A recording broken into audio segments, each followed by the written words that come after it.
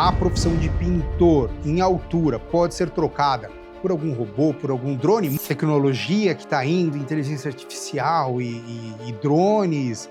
Não fizeram o serviço adequadamente, não fizeram o tratamento correto. Quer dizer, se caísse, quebrava a coluna vertebral do cara. Voltamos lá para corrigir, para resolver. Essa é a nossa regra. Acho que deu certo, né? Estamos entre as maiores, o nosso serviço é um dos melhores. Começa agora mais um programa Convivendo em Condomínio, porque morar bem é apenas o começo. E não se esqueça, curta, comente e compartilhe. Nos ajude a divulgar esse conteúdo. Bom, e nada disso seria possível sem a Repiinte, nosso patrocinador master. E se você ainda não conhece o trabalho deles, entre no site, vocês vão se surpreender.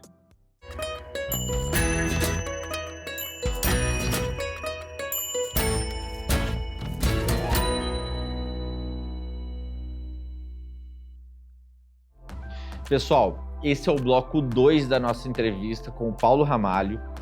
E voltando ao assunto que a gente estava falando sobre pintura, operação, dia a dia, enfim. A gente sabe que tem, né, algumas normativas, leis, enfim, sobre o tempo que um condomínio precisa, né, renovar essa pintura. Eu queria que a gente, né, falasse um pouquinho sobre isso. É 5 anos? É mais que 5 anos? Como funciona o processo de vocês lá de restauração dos condomínios? Existe uma lei em São Paulo que os condomínios são obrigados a cada 5 anos pintar, ou restaurar, ou lavar, depende a fachada que tem. Mas, na prática, os condomínios acabam esticando esse prazo.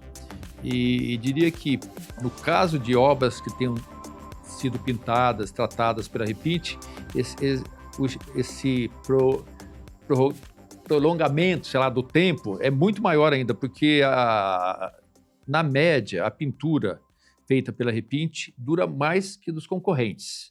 Eu estou orçando agora prédios que eu terminei em 2007, 2010, diversos prédios que estão com 18, 12, 15 anos pintados e ainda estão no estado bem bom.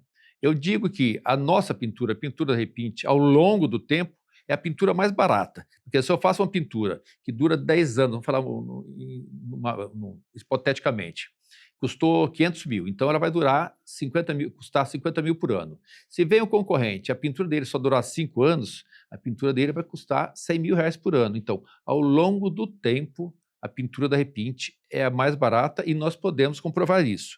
Por quê? Porque usamos material premium só, usamos mão de obra treinada, o rolo ou equipamento a ser utilizado é o rolo adequado, porque uma superfície lisa exige um rolo mais compacto, uma superfície mais texturada exige um rolo mais cheio, mais fofo. E isso aí. E também a tinta não é feita mutreta na pintura, não é feito misturas indevidas na tinta, para fazer ela render mais. E aí isso aí rende mais, tudo bem, rende para quem está executando, mas o prejuízo depois vai para o cliente, que a pintura não dura tanto. E aí eu tenho visto algumas vezes prédios que...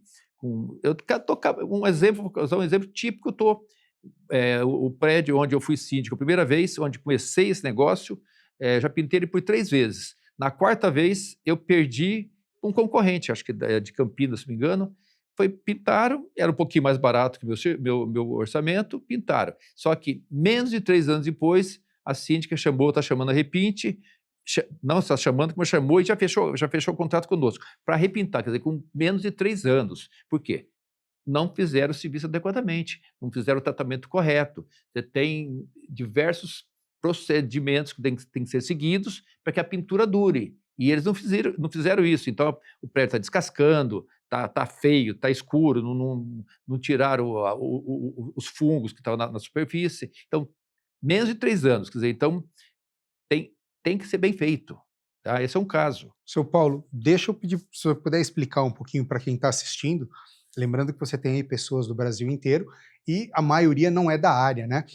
Quais são os tipos de tinta? Tem muita diferença? Eu entendi que tem muita diferença, mas para os leigos, se o senhor pudesse passar só um pouquinho isso.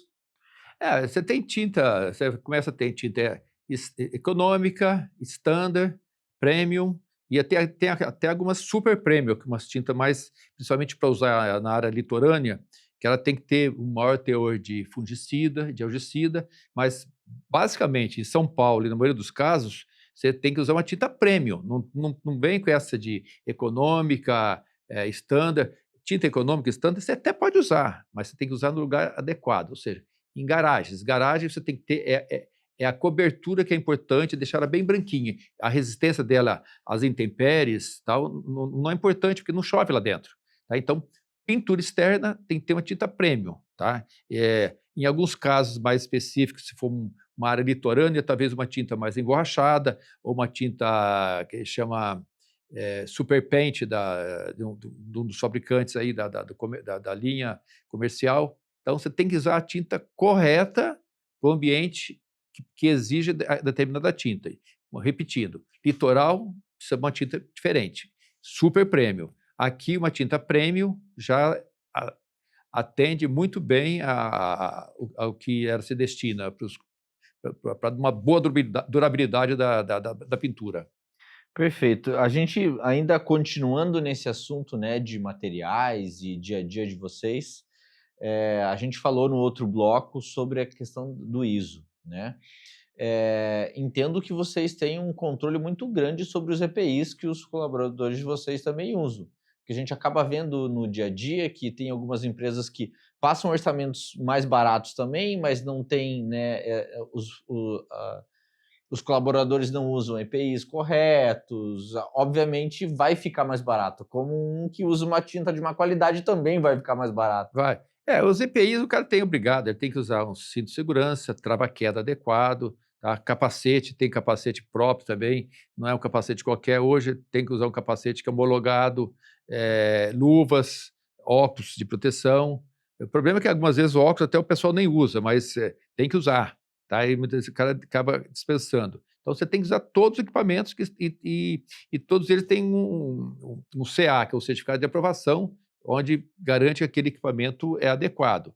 E, geralmente, tem alguns que não são tão caros, mas não tem esse CA. Então, tudo isso é custo, né? E a parte de treinamento? Porque poxa, um trabalho em altura não é só dar o EPI, ó, se vira aí para descer, agora desce. Eu sei que você tem um treinamento específico. Treinamento, o pessoal, uma parte já é gente experiente, mas de tempos em tempos, uma vez por ano, então a gente faz reciclagem do pessoal, a gente insiste no uso correto dos EPIs, numa amarração correta nos pontos de ancoragem. Eu fico abismado que eu comecei nesse ramo há 34 anos atrás, e eu vou falar uma coisa aqui que vai deixar as pessoas de cabelo em pé. Há 34 anos atrás, uma boa parte dos pintores desciam numa corda só, que é um cabo sintético, mas uma só, e amarrados, esse cabo era amarrado em 4 ou 5 bombonas de 20 litros cheias de água. É uma coisa que falei assim, mas como é que pode? Oi? Isso era isso. E descia naquelas banquetas de madeira. O trava-queda, muitas vezes usava o cinto, né? Mas o cinto era preso na própria corda. Se essa corda quebrasse... Não adiantou nada. E também o cinto era aquele tipo abdominal. Não era aquele tipo... cinto de cadeirinha. De cadeirinha, de cinto completo, tipo paraquedista. Era um cinto... Quer dizer, se caísse, quebrava a coluna vertebral do cara. Morria. Então, hoje não. Hoje você tem pontos de ancoragem numa boa parte dos prédios. Se não tiver ponto de ancoragem, você tem contrapesos específicos para fazer essa amarração. E, além do contrapeso, você sempre tem, do contrapeso, você tem um ponto de segurança adicional. Mesmo se você usar contrapeso, pode usar, e tem lugar que tem que usar, não tem jeito.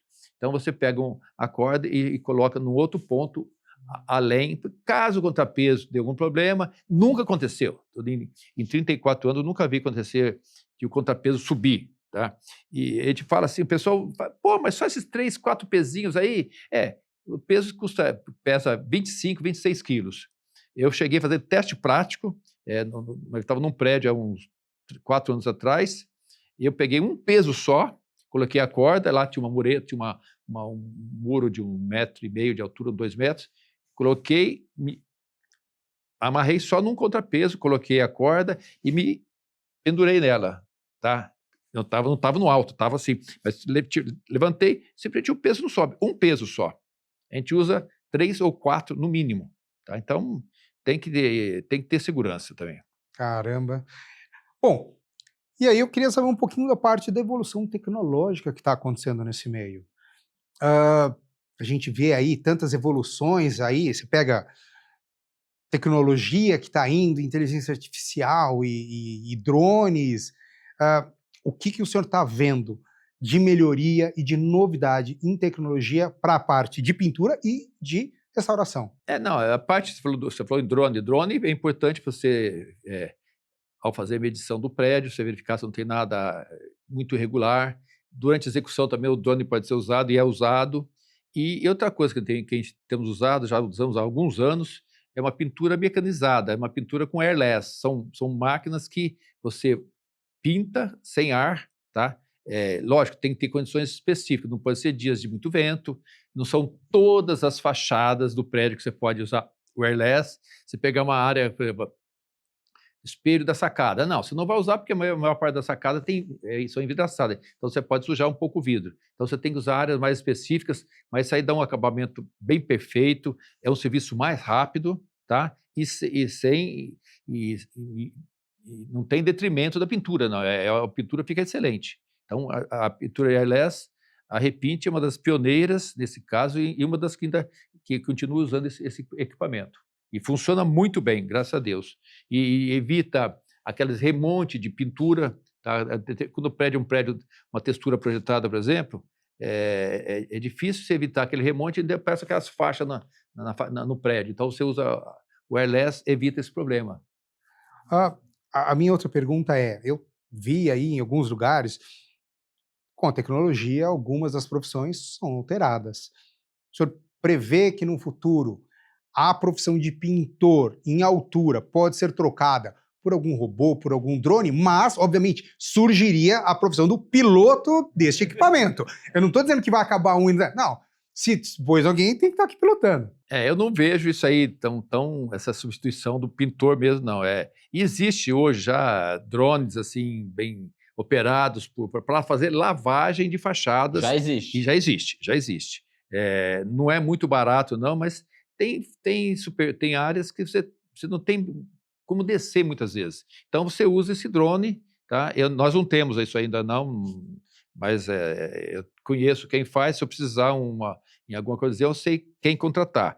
Mas, por enquanto, ainda nós estamos fazendo, é o ser humano e a habilidade tem que ser treinado, que é o que vai fazer mesmo. Não tem essa parte, por mais inteligência artificial que vai ter, por mais a mecanização que tenha, essa parte não dá para substituir. Do material humano ainda. Precisa do ser humano mesmo.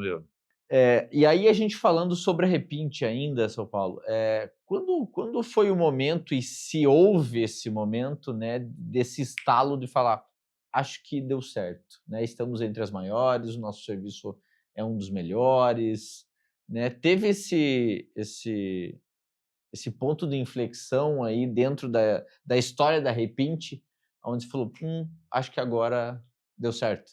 Eu diria que parcialmente teve um ponto de inflexão, foi com a adoção da ISO 9001, que sempre ajudou muita gente, mas de alguma maneira a gente sempre tentou fazer melhor, treinou o pessoal. Então, com isso você vai aprendendo, você vai fazendo um trabalho cada vez melhor, e aí esse trabalho bem executado, o que ele implica? Você tem indicações de clientes satisfeitos. Clientes que fizeram serviço com a Repiint indicam outros clientes. Por exemplo, hoje, praticamente 80% dos nossos contratos são fechados por ex-clientes que voltam, porque temos com 2, 3, 4 pinturas já retornos aos prédios, tá? Clientes indicados por esses clientes satisfeitos, e a nossa placa também, que sempre chama a atenção. Então, 80% vem de clientes ou ex-clientes ou indicação de cliente. Então, você vai estar fazendo cada vez um trabalho melhor, tá? Como eu falo, não é perfeito, mas nós tentamos, nós buscamos a perfeição. Eu sei que não vamos alcançar nunca, mas a gente tenta. Então, esse trabalho, esse crescimento orgânico, então, cada ano aumentando mais o trabalho. Então, a gente só está numa curva ascendente. Eu controlo isso aí há 7, 8 anos, todos os anos estamos crescendo. Por quê? Porque é um trabalho bem feito. E esse trabalho bem feito redunda em você fechar mais contratos. tá? Dá mais trabalho para a gente? Dá, tudo bem. Mas importante é a satisfação do cliente e na maioria dos casos, o cliente fica plenamente satisfeito. E aqueles que não ficam plenamente satisfeitos, voltamos lá para corrigir e para resolver. Essa é a nossa regra. Bom, tenho uma pergunta. Obviamente, o Brasil é um país continental, dimensões enormes, tem muitas cidades, e não param de subir prédios. E eu entendo que existe um limite para uma empresa conseguir atuar. Então, a minha pergunta é, como um empreendedor de sucesso, com tantos anos na área, com uma empresa de altíssima qualidade, quais as dicas, quais as advertências também que você pode estar passando para quem está assistindo e pensa em empreender e montar uma empresa de pintura no Brasil hoje? Para montar, eu diria, para alguém que queira iniciar, tem que ter um conhecimento básico, pelo menos, do trabalho. Não dá para... eu vou começar agora... eu sei, porque há 34 anos atrás, os 2 primeiros anos foram bem complicados, porque eu não conhecia quase nada. Então, você vai aprendendo, vai errando muito, tá? Por inexperiência, não é que você queira errar, tá? Mas a partir do momento, se você vai entrar, se puder verificar, ou uma franquia, no caso da gente que tem, já que a gente vai dar toda a estrutura, mas tem que ser, de preferência, se possível, pessoas ligadas na área condominial, na área de prestação de serviço, se puder na área de construção civil, melhor ainda, tá? Então, agora, tem que ter trabalho, a coisa não é simples, tem que ter acompanhamento, tá? E tem que ter muita seriedade, tá? Para poder entregar o que você vender. Não adianta você vender um Golf e querer entregar um Gol. Foi o que aconteceu com o meu primeiro sócio, que eu tive de fazer sociedade quando eu entrei nesse negócio, e eu vi que o cara era... o meu primeiro sócio, foi só 6 meses, ele não era sério. Então, não dá para você fazer isso. Eu falei, não tem condição. Comprei a parte dele, aí continuei, veio o Giovanni, que foi meu sócio durante 10 anos, aí crescemos, aí resolvemos fazer, cada um partir para o seu campo, mas tem que ter muita seriedade e tem que, de preferência, gostar do que faz também. Não adianta querer falar, só vou ganhar dinheiro. Ganhar dinheiro é uma consequência. Já começou errado, né? Você começou só pelo dinheiro, já começou errado. Você tem, eu quero prestar um bom serviço, o melhor serviço possível, e isso aí vai redundar em você ganhar dinheiro. Mas você falar, não, eu vou entrar nesse negócio que dá muito dinheiro. Não, né? Pode dar dinheiro? Pode. Desde que você trabalhe bem, que você faça direito o seu trabalho, aí a coisa funciona, tá? Então, eu falei, franquias, se alguém no Brasil queira entrar nesse negócio e esteja interessado, entre em contato conosco no nosso site. O engenheiro Leonardo está lá, que é o meu gerente geral, ele vai poder dar todo o suporte para você conhecer o nosso negócio e verificar que vale a pena, tá? Mas tem trabalho, nada acontece sozinho, como nada no mundo não acontece sozinho, né? Eu acho que chegou aquele momento, o nosso bate-bola final. Peixoto, vou pedir para você começar então. Seu Paulo, a primeira coisa que vier à mente é essa. Não pode enrolar. Sem pensar. É bate-bola, vamos lá. Vamos lá. Um prédio icônico que o senhor sonha em restaurar. Difícil, gente, é muito prédio. Mas eu tô restaurando pela terceira vez o painel da Tomiotaki ali na Xavier de Toledo. É só um painel, mas é um painel que sempre me chamou atenção. Tem um valor emocional, tá? Emotivo, porque é uma fachada trabalhosa pra caramba, porque tá muita restauração, mas estamos refazendo, tá? Pela terceira vez. E eu fico feliz que na época a Tomiotaki, quando alguém tinha feito, aí nós refizemos e ela fez um artigo na Veja. Agora realmente foi restaurado como eu queria. A empresa fez exatamente o que eu queria. Foi uma alegria, né? Vamos lá. Um mantra que carrega até hoje. Trabalhar sério, se dedicar e tentar atender o melhor possível o cliente final, que é o condomínio, mas não só o condomínio, os teus clientes são teus funcionários também. Um erro que virou aprendizado. Foram alguns erros, mas é aquela questão que eu falei de usar a máquina. Você por exemplo, fazer uma restauração de grafiato, você tem técnica especial para fazer isso. Então, o pessoal fazia tudo de um jeito errado. Aí cheguei e verifiquei, vamos fazer um pouquinho diferente. Nada de fazer fazer uma restauração regular. Para esse tipo de regular, tem que ser regular para você disfarçar, você não ter ponto de inflexão. Então, esse é um erro que todo mundo cometia e, por uma visão, sei lá, de uma inspiração divina, eu acabei descobrindo isso aí abriu um monte de campos para mim, em função de ter acertado nisso aí. Um hábito que você nunca abre mão?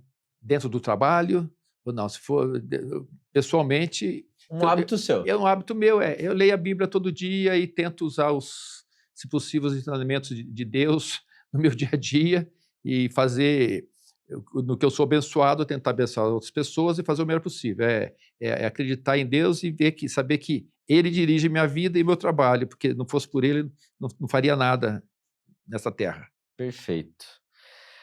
Chegamos ao final, Renato, de mais uma entrevista e eu queria, encerrar aqui, queria fazer um pedido, para que o senhor pudesse deixar uma mensagem para o Paulo lá de 1990. O que você falaria para ele?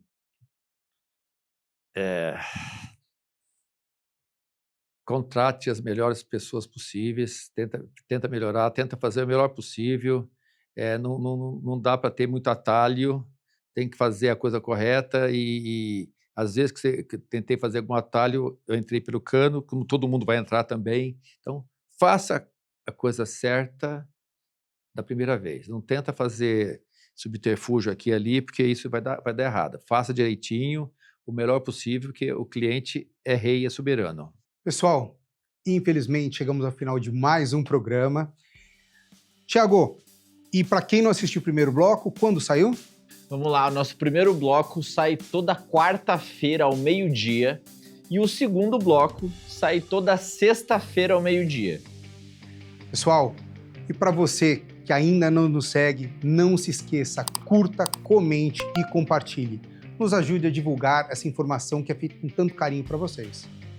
E mais uma vez a gente gostaria de agradecer aqui, o seu Paulo e a figura da Repinte, que é a nossa patrocinadora master. Sem ela isso não seria possível. Se você não conhece o trabalho deles ainda, entre no site, você vai se surpreender. Pessoal, muito, muito obrigado por ter acompanhado aí os nossos 2 blocos com o Paulo Ramalho. Não se esqueça, semana que vem, um novo entrevistado. Vemos vocês lá, quarta-feira ao meio-dia. Um beijo.